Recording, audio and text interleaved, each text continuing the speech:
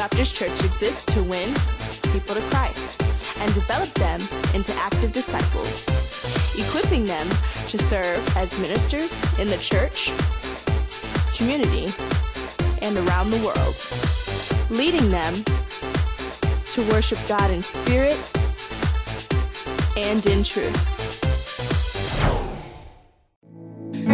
Good morning. We want to teach you a Yoruba song this morning that the pastor actually taught to us a few years ago. So we'll teach it and the words will be on the screen for you.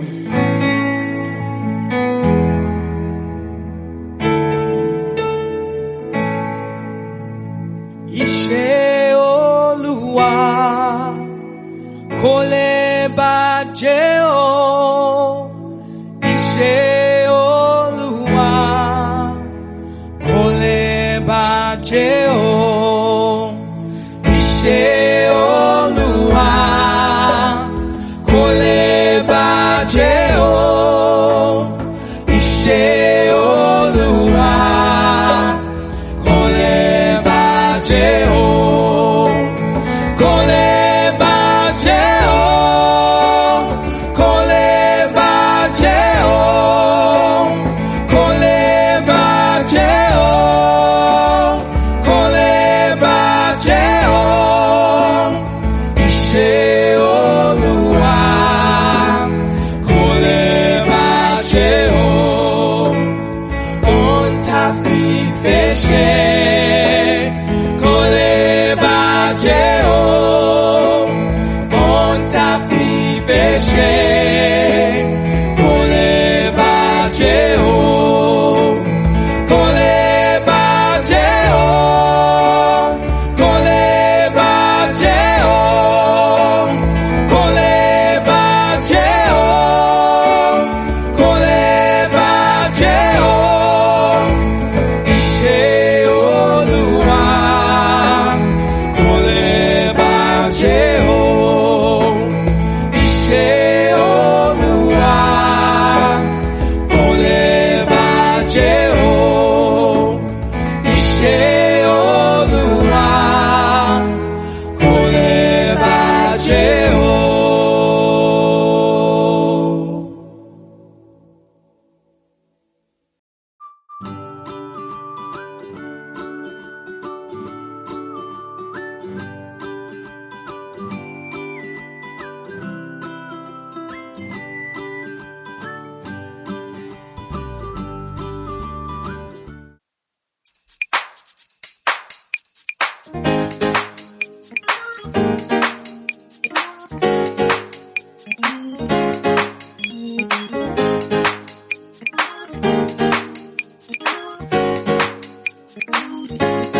Lord, you are good and your mercy endureth forever.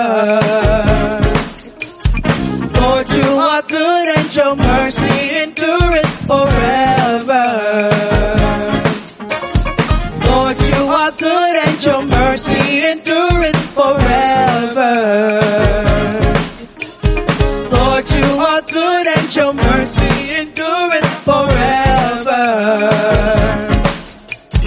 People from every nation and tongue, from generation to generation, we worship you. Hallelujah, hallelujah, we worship you. For you are. We worship you. Hallelujah, hallelujah, we worship you. For who you are. You are good.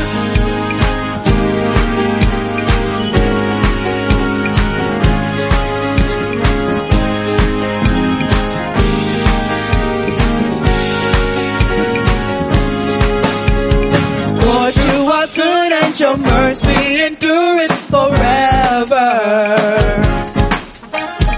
Lord, you are good and your mercy endureth forever. People from every nation and tongue, from generation to generation, we worship you.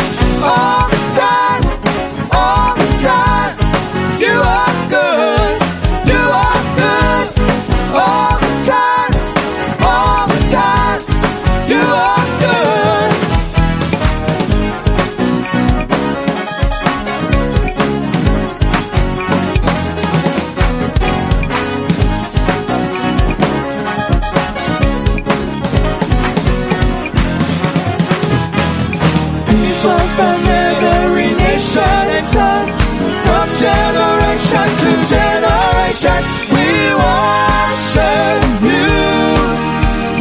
Hallelujah, hallelujah, we worship you for who you are.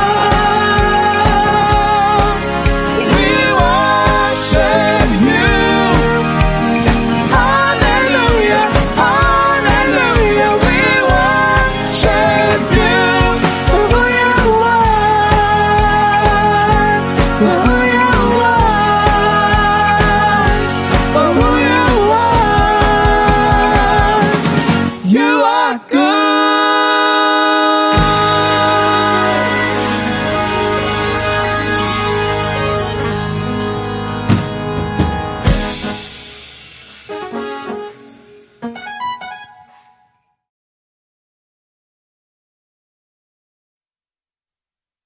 Have you ever been in a place where you felt like you didn't belong?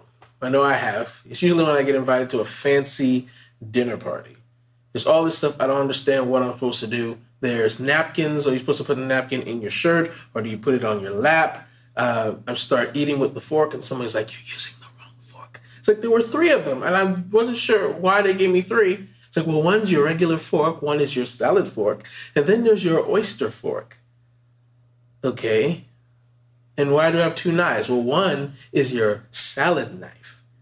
So you use it to cut salad. Is this what this is for? Yes, we cut salad, okay? And the other one's just your regular knife. Okay. And then there's 3 spoons. Why are there 3 spoons? Well, one is your regular spoon, and then there's your soup spoon, and then there's your dessert spoon.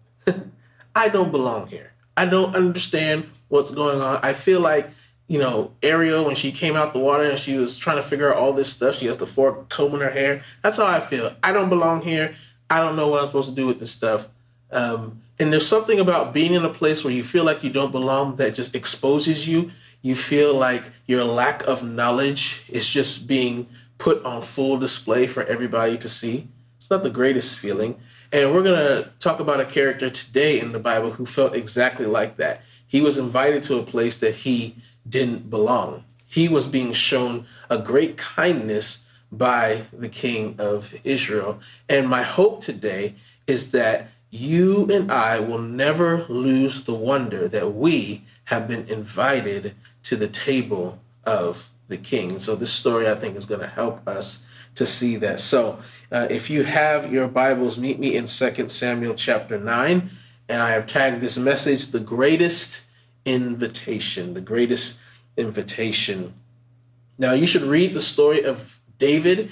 It begins in 1 Samuel chapter 16. We don't have time to go through everything that happened in his life, but if you have time, I know you don't have a lot of time these days to do anything, but if you can figure out some time to read the story, start in 1 Samuel chapter 16 and read through the end of his life. It's really fascinating. So what I'm about to tell you in 1 minute, really you can see in great detail. So David was told that he was going to be the next king of Israel. And the king at the time name was Saul. And Saul messed up, he sinned, and so God said, because of that, I'm taking the kingdom from you, I'm going to give it to David. Saul didn't like that, got very jealous of David because David had all these gifts and talents and abilities, and the people liked him more than they liked Saul, and so he decided, I'm just going to kill him. And so on multiple occasions he tried to, but the issue was Saul had a son named Jonathan, and him and David were best friends. And so one day David was like, hey, your daddy trying to kill me. And he's like, my daddy ain't trying to kill you. If he was trying to kill you, I would have told you. I'm your boy. He said, no, your daddy's crazy and he's trying to kill me. And he said, well, let's do it this way.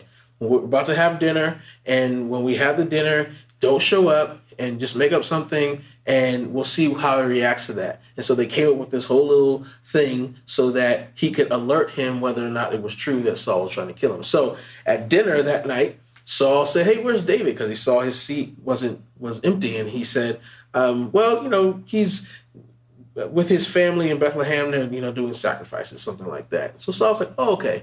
Then the next night, same thing happened. And Jonathan said, yeah, same thing. He's still down there with his family. And then Saul realized, no, you and David are together on this. I'm trying to get him and you're helping him. And he got so mad, he took a spear and threw it at his son. And basically Jonathan knew at that moment. So he goes out to David and he said, yeah, my daddy's trying to kill you. So you can't come over anymore. And they were sad. And in that moment, David knew he was going to be a fugitive, going to have to run. And before he left, though, Jonathan, he said, can you make me this promise? Promise me that when you become the king, because Jonathan knew God's given it to you, you're going to be the king of Israel. When you become the king, I want you to show kindness to my family. Don't treat me like you will all of your enemies. Please show kindness. And so they made a covenant, and David said, yes, I will do that.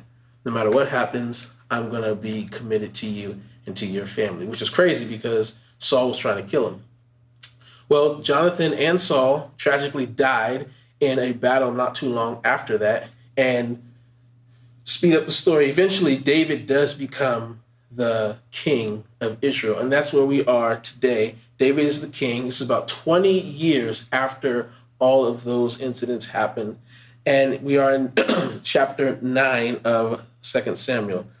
David asked, is there anyone still left of the house of Saul to whom I can show kindness for Jonathan's sake? So you see him, this is what he's referring to, this covenant that he made with Jonathan that he was going to show kindness to his family. Now, there was a servant of Saul's household named Ziba. They called him to appear before David, and the king said to him, are you Ziba? Your servant, he replied. The king asked, is there no one still left of the house of Saul to whom I can show God's kindness? Ziba answered the king, there is still a son of Jonathan. He is crippled in both feet. Where is he? The king asked. Ziba answered, he is at the house of Machir, son of Ammiel in Lo-debar. So King David had him brought from Lo-debar, from the house of Machir, son of Ammiel. So we hear that there is a relative of Saul that's still living, and we find out it is actually Jonathan's son, whose name we're going to find out is Mephibosheth. And the thing about him is he is crippled in both feet. He's lame. Now, how did that happen? In 2 Samuel chapter 4 and verse 4, we are told that Jonathan, son of Saul, had a son who was lame in both feet. He was 5 years old when the news about Saul and Jonathan came from Jezreel. His nurse picked him up and fled, but as she turned to leave, he fell and became crippled. His name was Mephibosheth. So we learn that there is a relative. Now, there were others, but the story is focusing on him. And he's living with this guy named Machir, and now he knows, okay, there is someone that I can show kindness to, so he calls to have him come. In verse 6, when Mephibosheth, son of Jonathan, the son of Saul, came to David, he bowed down to pay him honor. David said, Mephibosheth, your servant, he replied. Why did I say it like that? With fear and trembling in his voice. And I think that's right, because if you look what David says right after that, he says, don't be afraid. One of the things that would happen, kings who would take over, they wanted to make sure that if there was any family from the previous regime living, that they would kill them. They called it solidification through liquidation. I want to get rid of any competitors, anybody who might try and rise up, start a rebellion, and come after my throne. And so Mephibosheth knows that. He knows the history. He knows what's going on. So he says, he's probably calling me here so that he could kill me. And so he's freaking out. His voice is probably shaking because he thinks he's about to lose his life. But he says, don't be afraid. David said to him, for I will surely show you kindness for the sake of your father Jonathan. I will restore to you all the land that belonged to your grandfather Saul, and you will always eat at my table. Mephibosheth bowed down and said, what is your servant that you should notice a dead dog like me? He's like, where is Ashton Kutcher? I'm being punked. Where are the cameras? There's no way this is really truly happening. Me? I'm a dead dog.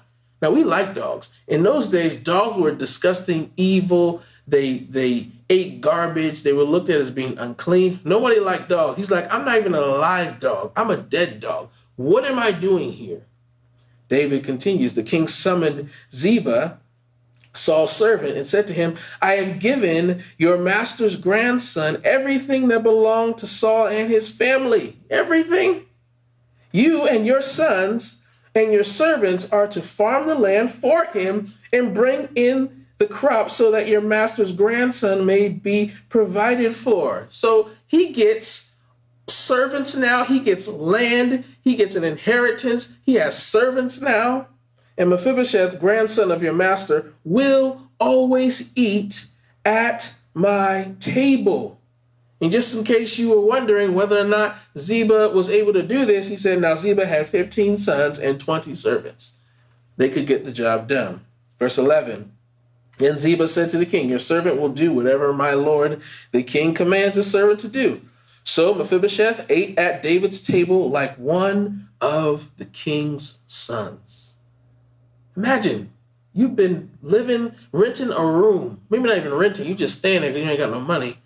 And now you're sitting at the king's table.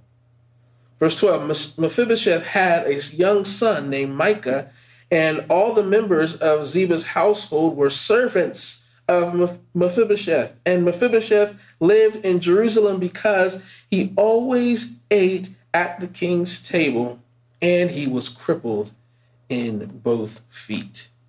There's so much to see in this passage, but I just want to point out two things, and then we'll go to lunch or to curbside.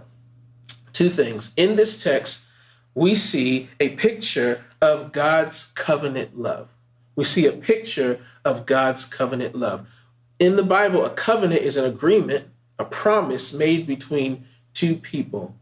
And David had made a promise to Jonathan that he would show him kindness to his family. And you notice first that covenant love, it seeks. David went after Mephibosheth. It wasn't the other way around. It's not like Mephibosheth was sending letters to the king like, I know what my daddy you said. I know about the agreement that was made. I still haven't seen my stimulus check. He's not saying anything like that. He has no idea. And it's David who comes to him and pursues him. And what's interesting, too, is to think about this. Why is David doing this? Because think about it. Jonathan's dead. Okay? He's dead. Two, no one knew about this covenant except for those two. They didn't do it out in public. Nobody knew. And third, this is like 20 years later. So what is motivating David to do this? He is a man of his word. He's a man after God's own heart. He does what he says he's going to do. He's loyal to his friends because when he didn't have a place at the king's table, when he was driven from the king's table, Jonathan fought for him. Jonathan was loyal to him, stayed by his side. And now in this moment, he's returning the favor to his friend Jonathan. And it's interesting that God came looking for us. We were not looking for God. God came looking for us. Covenant love seeks. But secondly, covenant love is unpredictable. It's unpredictable. It's surprising.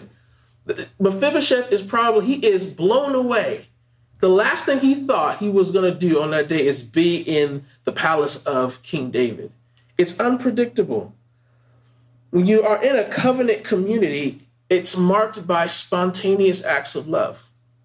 We're committed to one another, and there are these spontaneous, surprising acts of love that we do for one another. It's somebody leaving a box of donuts at your front door, or a bag of lemons from their lemon tree saying, hey, make some lemonade or put some lemon on your shrimp. These random, spontaneous acts of kindness is what marks a covenant community. It's what marks all covenants. If when I were to come to my wife and I were to kiss her on her right cheek and then say, you light up my life, and give her an apple, she would be touched. But if I did that same thing every single day, the same way, kiss her on the right cheek, said, you light up my life, give her an apple, eventually she would say, okay, I would need some thought and some variety. Because that's what makes real love. Love is, it's unpredictable. It's surprising. And I've been thinking a lot about, and I've been actually praying this, Lord, give me more, give me more, give me more. And I say, that sounds like a terrible prayer. It would be if that was all I was saying, give me more. I'm saying, Lord, give me more so that I can give more.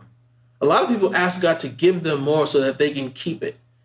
They can build up their portfolio. They can have all the money in the bank, buy all the shoes, buy all the purses that they want. But we want God to give so that we can give. And when it happens in a covenant community, listen, stop resisting the mercy of others. Stop resisting these spontaneous acts of love and just receive it. That's what Mephibosheth did.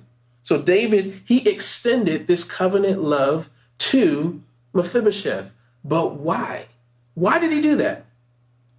Why did he do that? If you look in verse 1, it says, David asked, is there anyone still left of the house of Saul to whom I can show kindness for Jonathan's sake? And he says it again in verse 7, I will surely show you kindness for the sake of your father, Jonathan.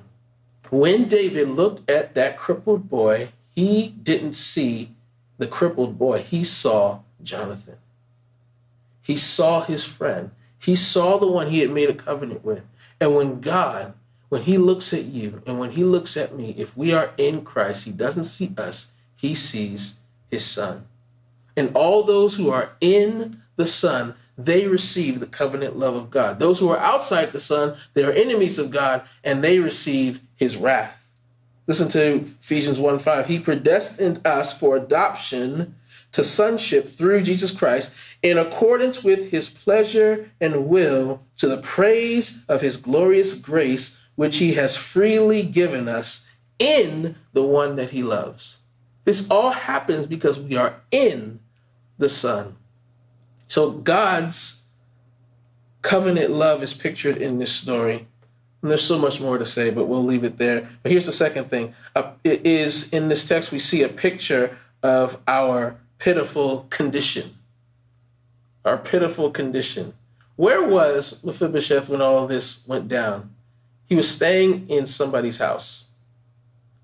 And where was he? It says he was in Lo-Debar. You know what Lo-Debar means? It means pastureless. He's in a room that's not his. He's in a place called pastureless, and he's lame. He's crippled. Does this not remind you of the condition that God found you in? You were an orphan without a home of your own, and you were lame. We think we're so cute. We really do. We really think, oh, God, he really has to help me. I'm so educated. I'm so pretty. And this quarantine, I think, has just shown that's not really true. Because we're on Zoom sometimes, and people don't even show their face. It's just their name.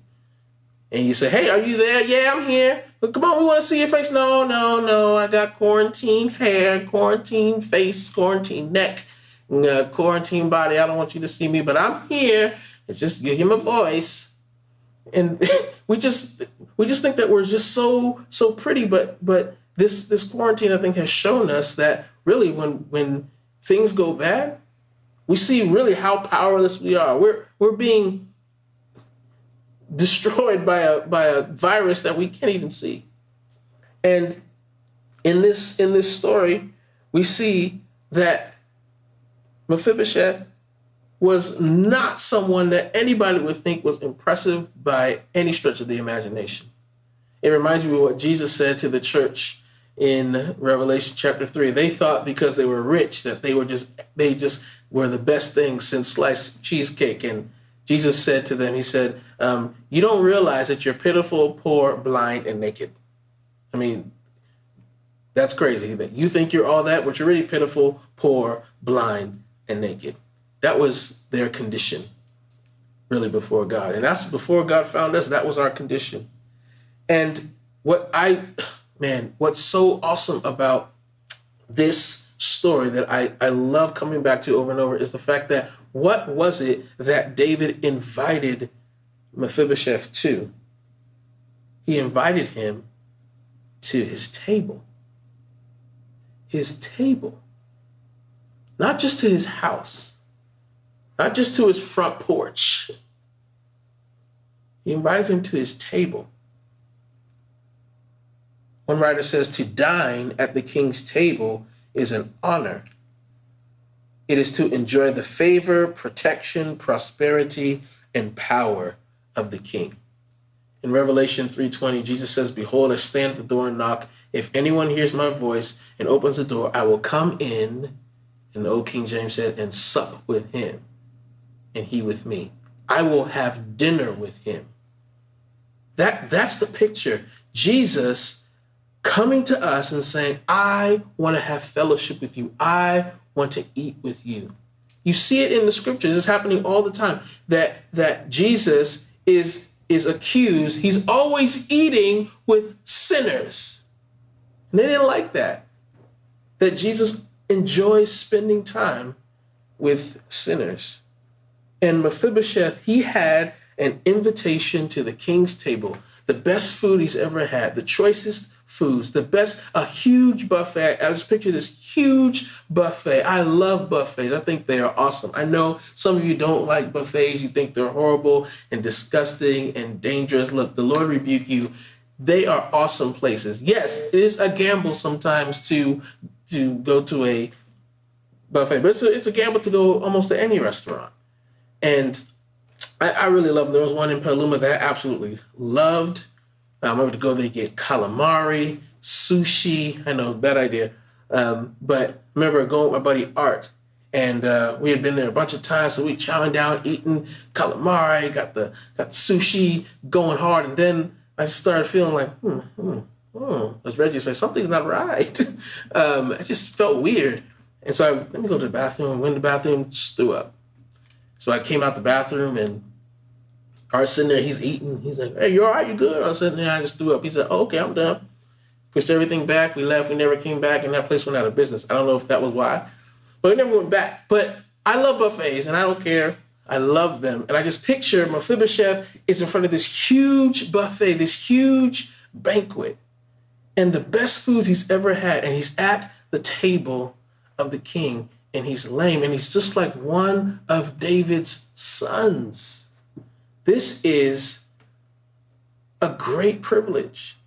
And I don't know if we really understand the privilege that we have, that we really feel the way Mephibosheth felt when he was invited to the table of the king. And did you notice how often David says he can come and eat at his table? He said, you will always eat at my table. 3 times in our text, he says it 3 times. You will always eat at my table. It reminds us, how often has God said we will be able to eat at his table, be with him for all of eternity? There will never be a time where our place will be taken. For all of eternity, we will always have a place at the king's table. We can never lose our place, never lose our spot.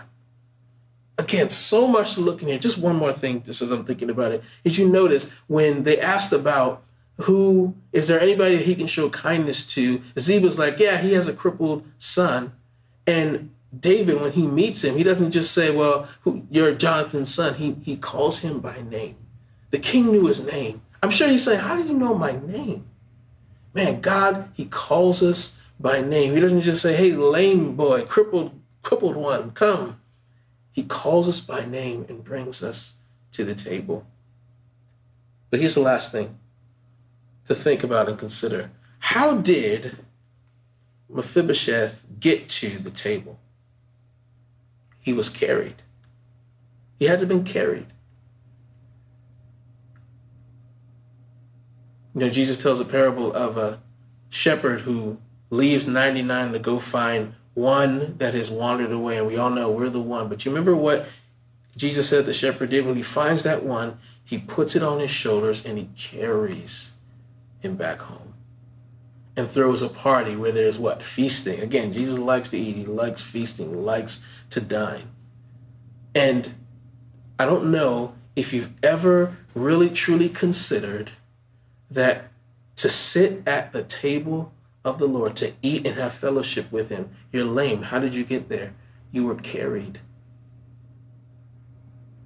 God carried you to the table. He didn't just send a servant and say, bring him here. God himself, Jesus, came to seek and to save those who were lost. And he carries us to the table for fellowship with him. So take advantage of the greatest invitation.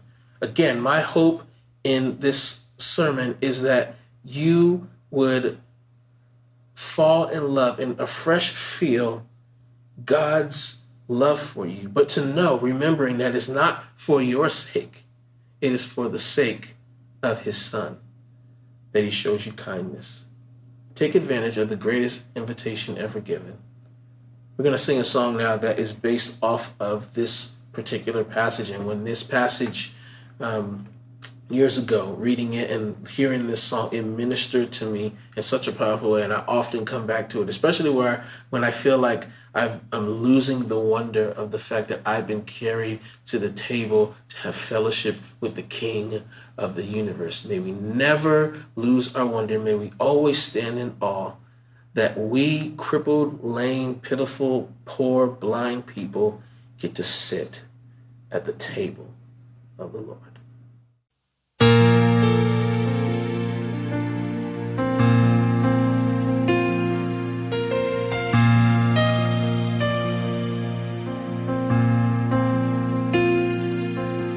Wounded and forsaken, I was shattered by the fall.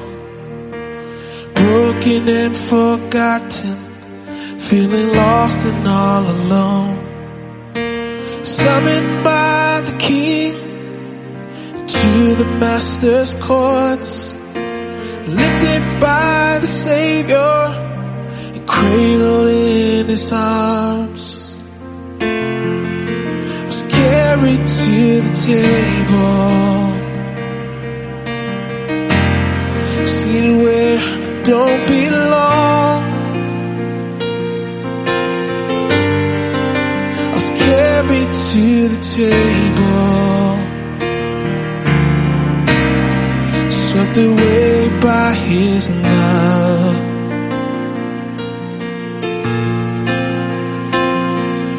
And I don't see my brokenness anymore when I'm seated at the table of the Lord. I was carried to the table of the Lord.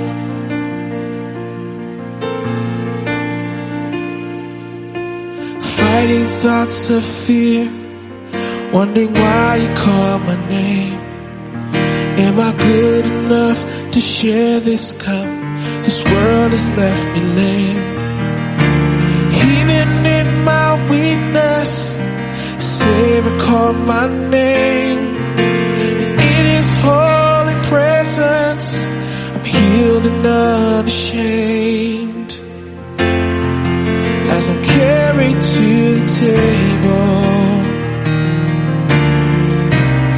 seated where I don't belong. I was carried to the table, swept away by his love.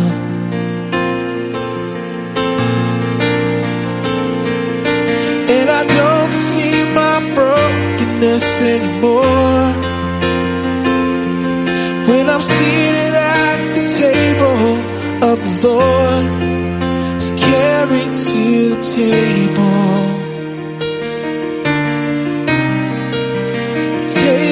of the Lord. I was carried to the table,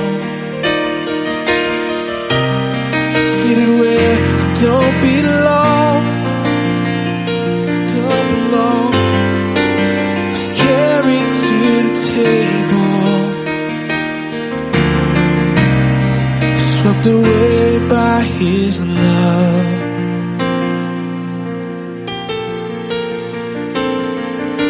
And I don't see my brokenness anymore when I'm seated at the table of the Lord. Was carried to the table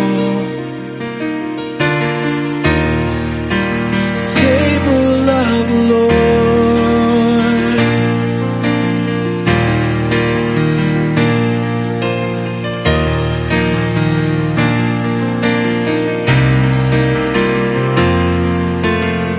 You carried me, my God, you carried me.